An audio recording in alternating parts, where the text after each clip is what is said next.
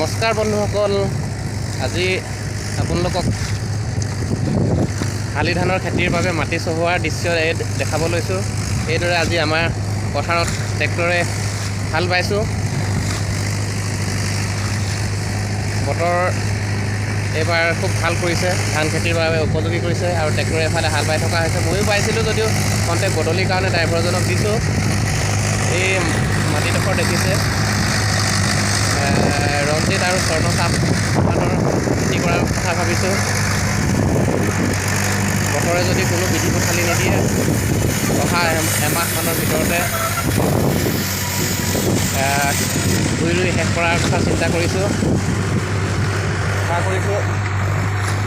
অসমৰ বিভিন্ন প্ৰান্তৰ খেতিয়কসকলে পথাৰৰ খেতি কামবিলাক লাগিব ধৰিছে চাগে। যদিও বানপানীয়ে বহুতখিনি অসুবিধাই দেখা দিছে, তথাপিতো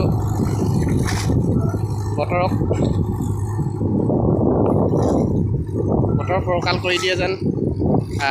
যিবিলাক দ মাটি আছে তাতো ৰুবলৈ কৃষকসকলে বাও ধান, তেনেকৈ দ মাটিত ৰোৱা কঠীয়া নিৰ্বাচন কৰি ৰুৱক।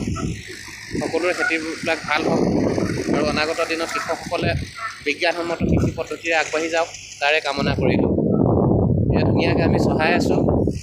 এইফালে খেতি ৰোৱা দেখিছে, এইফালেও পথাৰখন বাই থকা হৈছে। সকলো খেতিয়কৰ